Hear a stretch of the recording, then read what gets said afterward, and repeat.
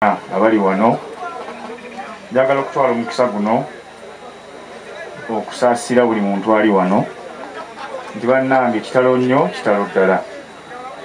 Njagala okutwala omukisa guno okwebaza buli akoze ekisoboka okulaba nga tutuuka wano ne tuwerekera IZD olunaku olwaleero. Amawulire ag'okufa gwa IZD nagafunye olunaku lwajjo nga nina emirimu gye ŋŋenzeeko sayidi y'e Masaka, naye era Katonda n'annyamba ate era n'enfuna omukisa okujja okuziika IZD. Ffe abamu ku ffe baalamise Wanyana twakuzibwa. Omuntu agenda n'agaba emitwalo 5 n'aleeta omulwadde n'amukuba ekifaananyi bw'ali kumuwa ssente emitwalo 5 n'agiteeka ku Facebook kubanga ayagala amanye nti agaba. Naye ffe bwe tubeera tugabisa kkono jjo tamanya ate ogabisa ddyo kkono takola ki. Kummwe mwenna tewali ategedde paka leero we mutuuse wano nti mu kujjanjaba IZD omubaka abaddewo ng'omubaka waali. Ebigambo bibadde byogeddwa bingi nnyo, naye mumanye nti ffena tuli mikwano gya IZD. Kye nsobola okukola nawe ky'osobola okukola, aye tulina obuvunaanyizibwa obw'enjawulo. Abalwadde be tuli mu kujjanjaba ng'abakulembeze bammwe bangi nnyo. Kuziika leero, kuziika nkya, mbaga, buli kimu kyonna, ate wakati mu busobozi obutali bungi. Mutwenkaleginge tusobole okusigala nga tusobola okuyamba. Nze bwe nkuyamba oba nkuweeredde, gw'alina okuyimirira n'onneebaza nti weebale kumpeerera. Si nze kusanga mu kkubo ne ŋŋamba nze ggwe nakuweerera.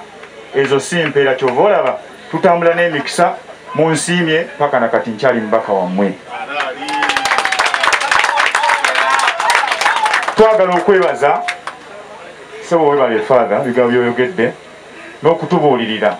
Ekyamazima akensuuso mumukubireko mu ngalo Father. Wangi we tugenze mu kuziika Father n'alemera ku kigo nti we yafudde mbadde simumanyi, naye waba asobodde okujja ne tuwerekera muganda waffe mu kitiibwa, bannange ekyo kintu ky'amaanyi. Sijja kulwawo kwogera, ffe bannabyabufuzi twogera ebigambo bingi nnyo, naye nsaba Mukama Katonda omwoyo gw'omugenzi aguwummuza emirembe ate era n'ekisa. Nnyabo mbeera kibuye, embeera zonna tujja kugezaako okulaba nga tukwasaganya mpola mpola wakati mu busobozi bwe tulina nga ffe abakulembeze bammwe. Mwebale nnyo, mwebalire ddala. Ssaabasajja Kabaka wangaali. Zolo waali Jajjaloni waali asoose omugamba fish wendi nze Litejjo waali Musudani waali Kisati waali fetuli akuba kakati waba olina omwana IZD naye nga musipiyo oyagala tumanye omwana we kubanga IZD akubye ensigo naye basaba ne banyabo tukube mu ngalo ku lw'obulamu bwa IZD, tukube obugalo obw'amaanyi. Thank you.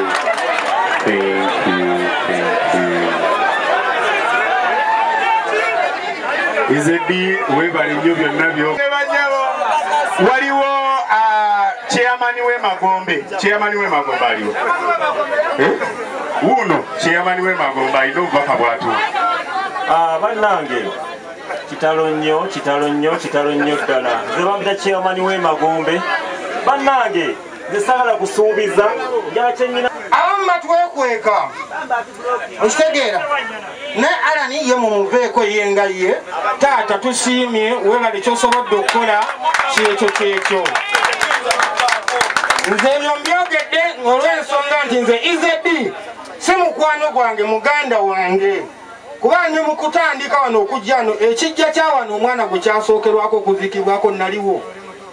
Era ffe tweta omwana tumuziika, oyo muganda wange ali awo. Ne bw'aba ng'agenze era muganda wange.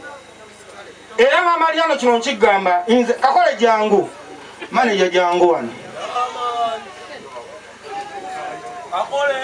Richard mujje omuzannyo mu bintu ebimu.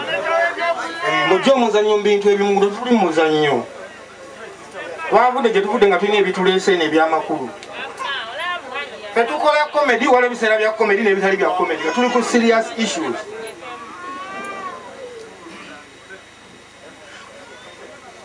tulina tiimu nno nnene tolo jangu tiimu yaffe yonna nga bwe twabeeranga waliwo tusulawo ne twakulirawo mwenna musoke mujjo wano asinatandika kutegeka bivvulu izedi yamusanga ne kisaati ne jajjaloni ne mc godi ne fishi mu sudaani abo nenfuba okulaba nti tufuba tweyimusa era godi bwaba akubuliddeko nabakukusanga ekiro batwala ku rediyo nga njagala kale ati gwe bakola eri bamwongereko ne ku rediyo abantu basobole okuba nga banyumirwa bambi bakikola era netusigala nga tulinga baluganda era nsaba jajjaloni ne ttiimu yaffe nga bwe tuli tusigale omuntu omu tusigale nga tweyamba nsanyukidde nyo ekisaati kyagambye nti bannaaye twekebeze alina obusobozi obwekebereza yekebeze olwaleero tuli mu mbeera ya korona mukimanyi batugaa nti korona bwakusangamu ekirala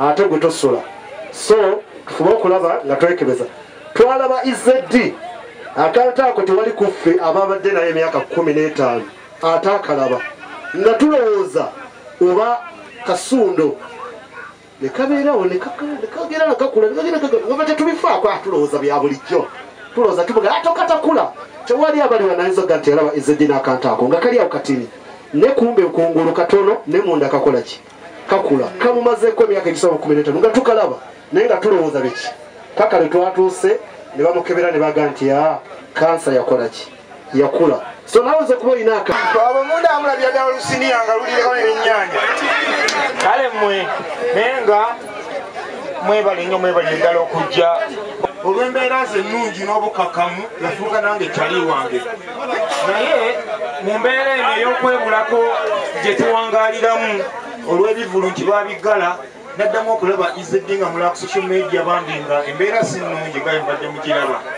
nasembayo okwogerako naye weyankubira esimu nangamba suuna njagala kunkyazaako neetaaga obuyambi bambi ne mukyazaako nabika nga nze nasembayo okukyaza izeddi era bambi ne bamusonderako bafaani bange ku rediyo awo era nakeera napositinga nti suuna beni weebale izeddi abadde musako nsaba busayi mukama omulungi amutebenkeze mirembe bakomedians we bali bangi baganda bange godigodi litojjo n'abalala bangi nnyo nzize okwogera ku lwabwe nti nno basaasidde nnyo muganda waffe famire n'abooluganda abaagalwa n'ab'emikwano mikwano gyaffe tubasaba buli omu bw'anaabaddayo addeyo mirembe muganda waffe izeddi bw'atabadde na mutawaana mukama katonda amutebenkeze mirembe amiina muwe obugalo suuna beni.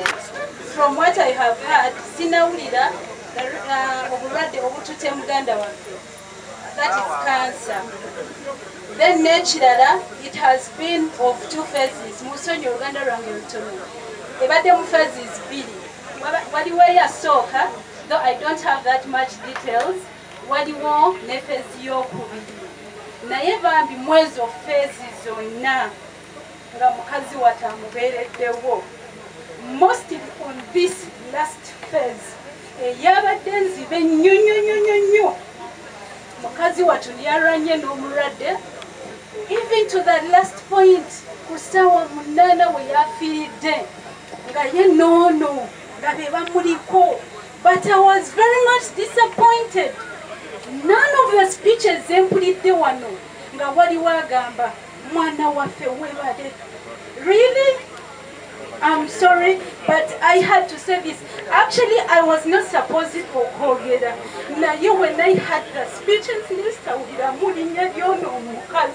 who can do what she did?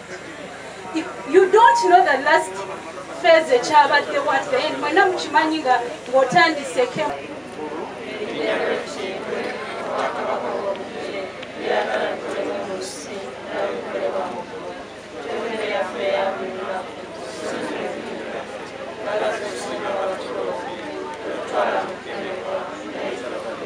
Ayi mukama tukwegayidde tokole mu bibi wonna tuyambe tuve mu ddembe tukirire ekisatu n'ekibe ennaku zonna tutebenkera tutabukana kumu nga tulinda okwesiima kwatusuubiza n'amatuka g'omulokozi waffe Yesu Kristo.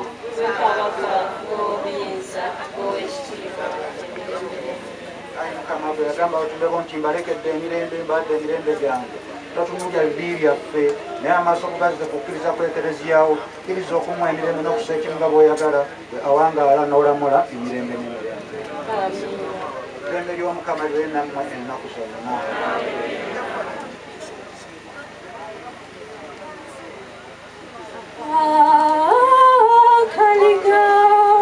Akaliga kakatonda akajawa ebibi byase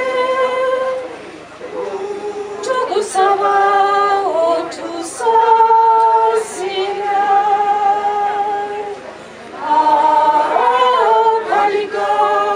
akaliga kakatonda akajawa